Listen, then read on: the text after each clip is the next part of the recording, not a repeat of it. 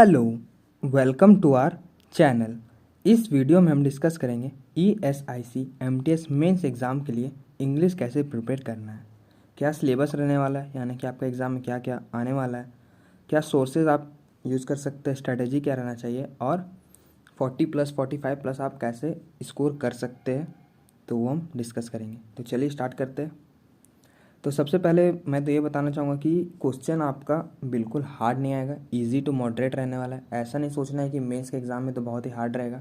आपको ये मान के चलना है 10th लेवल का एग्ज़ाम है तो वो क्वेश्चन 10th पास स्टूडेंट के हिसाब से ही सेट करेंगे, ईजी टू मॉडरेट रहेगा, बिल्कुल हार्ड नहीं रहने वाला है।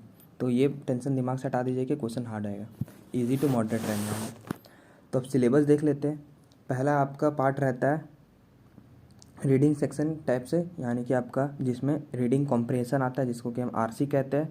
ये आपका 2 आ सकता है या फिर 1 भी आ सकता है, बट चांसेस है कि आपके 2 RC आए, जिसमें कि एक RC में 5-6 क्वेश्चन रहे और दूसरे में भी 5-6-15 क्वेश्चन आ सकता है RC से, या फिर एक आएगा तो 10 क्वेश्चन के करीब आएगा।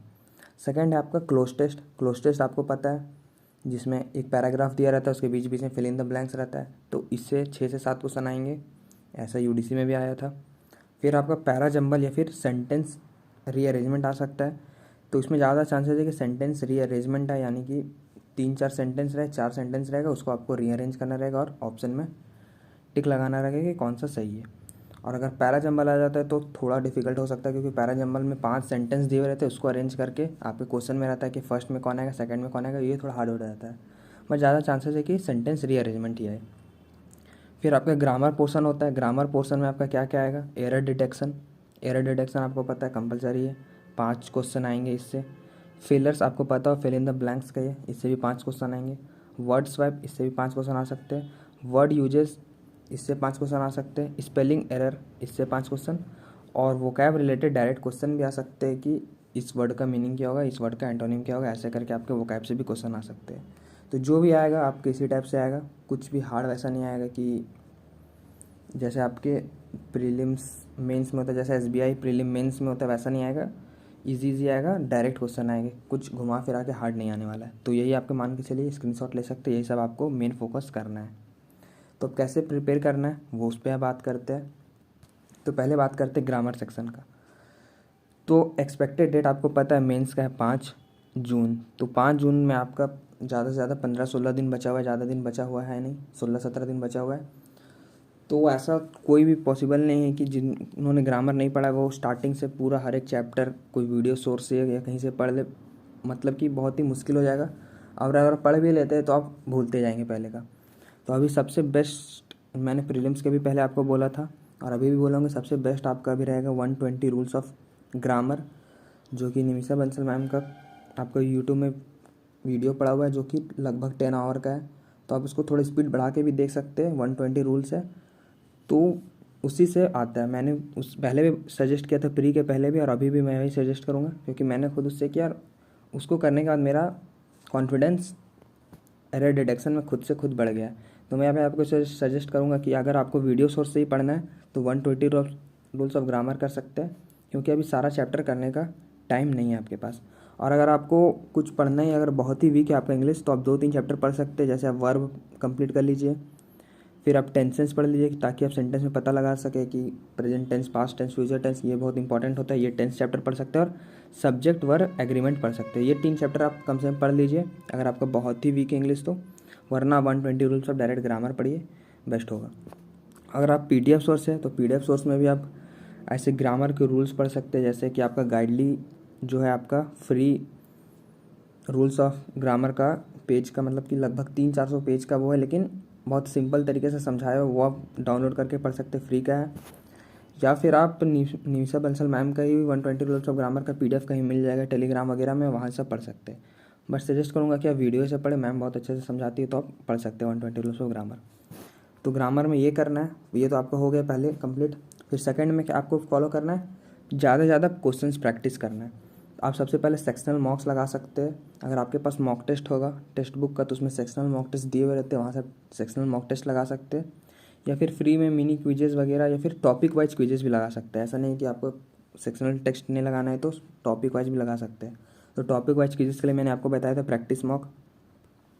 प्रैक्टिस वर्क में सारे और आपके टॉपिक वाइज क्विजेज है, यानी कि एरर डिटेक्शन का अलग से क्विज है।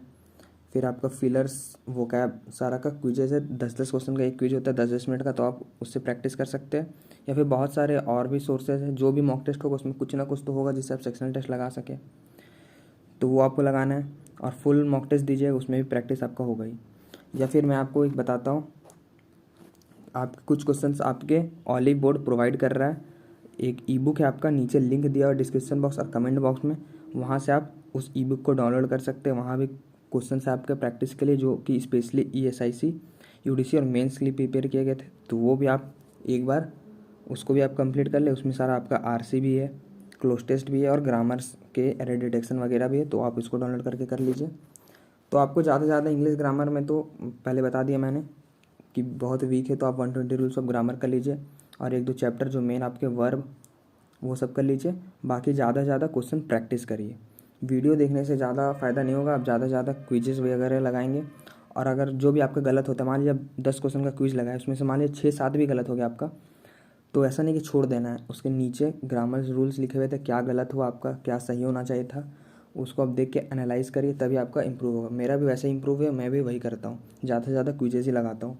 वीडियो से ज़्यादा देखने से अच्छा मैं क्विज लगाता हूँ, खुद से देखता हूँ क्या गलती हुआ है, तो ऐसे आपका इंप्रूव हो जाएगा ग्रामर। क्वेश्चन ज़्यादा हार्ड नहीं आएंगे, इसलिए मैं बोल रहा हूँ कि टेंशन नहीं लेना, आराम से आप कर सकते हैं। तो इस चीज़ को टेंशन हटा दीजिए कि क्वेश्चन हार्ड आएगा। क्विजेज ज़्यादा से ज़्यादा लगाए, सेक्शन में मॉक लगाए, जितना भी हो सके। क्विजेज वगैरह मैं इसलिए बोलता हूँ ताकि आपका टाइम पे सारा कुछ हो और टाइम पे प्रैक्टिस भी हो। अब बात करते हैं RC क्लोज टेस्ट। देखिए RC ऐसा चीज़ है कि कोई भी स्टूडेंट बना सकता है, बट मैटर क्या करता है, कोई लोग 7 क्वेश्चन को 4-5 मिनट में ही बना लेंगे, कुछ लोग इतना पूरा धीरे धीरे ढूंढ के एक क्वेश्चन ढूंढ के 10 मिनट तक भी जा सकते हैं। तो इसके लिए ज़्यादा से ज़्यादा आपको प्रैक्टिस करना होगा कि आप भी 3-4 मिनट में बना लें एक RC को। और RC भी ज़्यादा हार्ड नहीं होगा, स्टोरी बेस्ड ही होगा, या फिर स्टोरी बेस्ड नहीं भी होगा तो आपका इन्वायरमेंट वगैरह से रिलेटेड होगा, तो वो भी ईजी आने वाला है। तो आप डेली 1 से 2 RC प्रैक्टिस करें, ज़्यादा भी ऐसा नहीं कि RC में ज़्यादा टाइम वेस्ट करना है। 1 से 2 ईजी RC कहीं भी आपको कहीं भी मॉक टेस्ट से प्रैक्टिस कर सकते हैं, लेकिन क्विज आपको लगाना है। बुक्स से ऐसा हो जाता है कि बुक से आप अंडरलाइन कर सकते हैं, उसमें टिक लगा सकते हैं, बट ऐसा आपका कंप्यूटर में नहीं होता है कि आप टिक वगैरह लगा सकें। तो मैं बोलूँगा कि आप क्विज लगाए, फ्री क्विजेस तो आपको मैंने बता दिया, प्रैक्टिस मॉक में रहता है, वहाँ पे RC का क्विज हो तो वहाँ से आप लगा सकते हैं, इसलिए मैं क्विज बोल रहा हूँ। इससे 2 फ़ायदे आपके, एक तो आपका टाइम देख सकते हैं आपके कितने टाइम पे आपने RC पूरा कंप्लीट किया, एक ये हो गया। और दूसरा आपका है कि जैसे आपका वहाँ पे ऑनलाइन होता है तो आपको वहाँ पे टिक वगैरह नहीं कर सकते कंप्यूटर में, तो वैसे ही आप फ़ोन या लैपटॉप में देंगे तो वहाँ पे आप बस पढ़ के ही टिक लगाना रहेगा। बुक वगैरह में होता है कि आप टिक लगा सकते हैं, ऐसा आपका क्विज में नहीं होगा। तो आप क्विज लगा सकते हैं RC डेली। फिर क्लोज टेस्ट तो आपका डिपेंड करता है। क्लोज टेस्ट ऐसा चीज़ है कि आपका 100% एक्यूरेसी तभी होगा जब बहुत अच्छे से आप बहुत दिन से आप इंग्लिश रीडिंग करते आ रहे हो।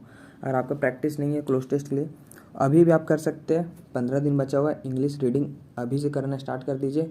मैं सोर्स बता दे रहा हूँ, इंग्लिश माध्यम करके आपने सुना होगा, इंग्लिश माध्यम का ऐप भी है, टेलीग्राम चैनल भी उनका ज्वाइन कर सकते हैं। वहाँ पे आपका है कि एक PDF डेली मिलता है जिसमें आपका एक छोटा सा एडिटोरियल रहता है, वो आप पढ़िए। उसके नीचे 50-60 वोकैब रहते हैं, मतलब वोकैब का मीनिंग रहता है, तो बेस्ट है आपके लिए। 15 दिन में आप बहुत कुछ सीख सकते हैं, और उसके बाद भी आपको ये रूटीन बना लेना आपका कि डेली आपको ये करना है। तो इंग्लिश माध्यम आप ज़रूर टेलीग्राम चैनल ज्वाइन कर लिया, ऐप डाउनलोड कर ले, और वहाँ पर डेली एक आपका PDF आता है जिसमें एडिटोरियल होता है, वोकैब होता है, उसके नीचे क्वेश्चंस भी होते हैं आपके पैरा जंबल के, एरर डिटेक्शन के, फिर वोकैब के क्वेश्चन भी रहते हैं। तो आप प्रैक्टिस करिए, आधा घंटा में आपका डेली अगर आप इंग्लिश माध्यम में के PDF में आप लगाते हैं तो आपको बहुत ही इंप्रूवमेंट देखने को मिलेगा। तो क्लोज टेस्ट है आपका ज़्यादा से ज़्यादा प्रैक्टिस के ऊपर, रीडिंग के ऊपर। क्लोज टेस्ट में मैं ये नहीं वादा कर सकता हूँ कि आपका सारा सही होगा। अगर 7-8 क्वेश्चन आता है तो आप कोशिश करिए कि रीडिंग स्किल आप 15 दिन में जितना भी आप, मतलब कि आप ईजी रहेगा, ऐसा हार्ड नहीं रहेगा। बट हाँ, आप प्रीलिम्स में भी देखा होगा, क्लोज टेस्ट में आपको कन्फ्यूज़न हो रहा होगा, तो मेंस थोड़ा अच्छे लेवल का रहेगा, उसमें भी कन्फ्यूज़न होगा। तो इसमें आपको कोशिश करना है कि साथ में 5-6 भी सही कर ले तो बहुत है। एक गलत हो भी जाता है तो इसमें आपको ज़्यादा टेंशन लेने की ज़रूरत नहीं, क्योंकि इंग्लिश में आपको पता है 100% एक्यूरेसी सबका नहीं हो पाता है। तो ये हो गया आपका क्लोज टेस्ट, भी डेली आप 2-3 से प्रैक्टिस करिए। मैं तो प्रैक्टिस मॉक से करता हूँ, आप कहीं से भी कर सकते हैं जहाँ पे आपको क्विजेस मिले। फिर बचा आपका पैरा जंबल और सेंटेंस रिअरेंजमेंट। ये ऐसा चीज़ है, अगर पैरा जंबल आया तो इसमें भी आपका 100% एक्यूरेसी, ये कंफर्म नहीं। बट अगर सेंटेंस रीअरेंजमेंट आता है तो आपका बहुत ही ईजी हो जाएगा, क्योंकि सेंटेंस रीअरेंजमेंट में आप ऑप्शन देख के ही टिक लगा सकते हैं।